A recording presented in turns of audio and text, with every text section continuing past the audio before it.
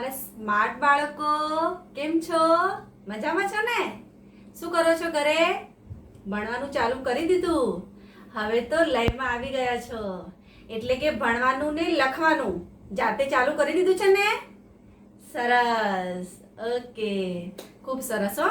ચલો આજે આપણે આગળ વધીએ. આપણે ગયા વિડીયોમાં ચેપ્ટર નંબર 12 પાઠ નંબર 12 કયો? 7 પૂંછડીયો ઉંદર તે વાર્તા જોઈ ને? તો આપણે તેની એક્સરસાઇઝ પણ કરી લીધી અને તેના પછી 13મા નંબરનું ચેપ્ટર મુલ્લાનો જાદુ તે આજે આપણે જોઈશું. આ પણ એક વાર્તા છે બાળકો, ખૂબ જ સરસ વાર્તા છે. જો તમે ધ્યાનથી સાંભળશો ને તો તમને મજા આવશે, અને જો ધ્યાનથી ના સાંભળ્યું તો મજા નહીં આવે. ઓકે, તમને ખબર જ નહીં પડે શું થાય છે. એટલે તમે ધ્યાનથી સાંભળો. ઓકે, અને તમારી પુસ્તકમાં ધ્યાન પણ રાખો. ઓકે બાળકો, ચલો કયું છે? મુલ્લાનો જાદુ.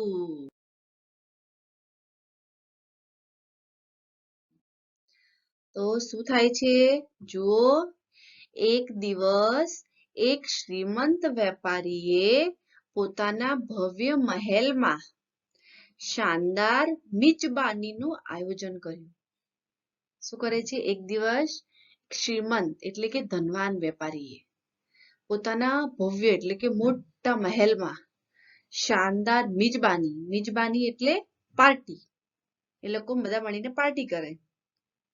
તો પાર્ટીનું આયોજન કર્યું. હવે શું થાય છે બાળકો? મોટા વેપારીઓ પધાર્યા. શું? મોટા વેપારીઓ પધાર્યા. હવે વિવિધ પ્રકારની મીઠાઈઓ અને નવીન તેમજ સ્વાદિષ્ટ વાનગીઓ ચાંદીના વાસણોમાં પીરસવામાં આવી. શું થાય છે બાળકો?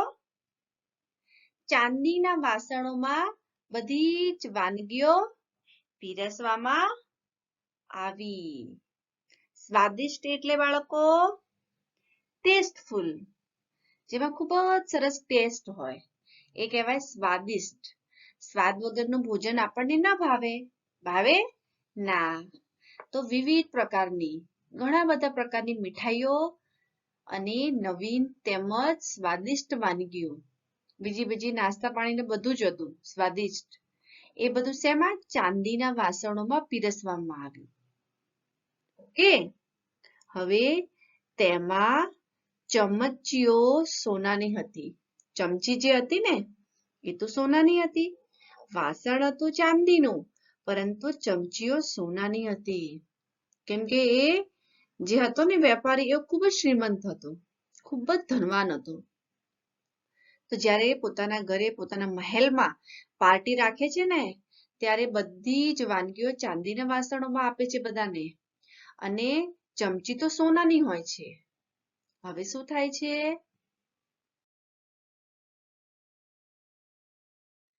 મુલ્લા નસરુદ્દીન પણ આ મિજબાનીમાં હાજર હતા.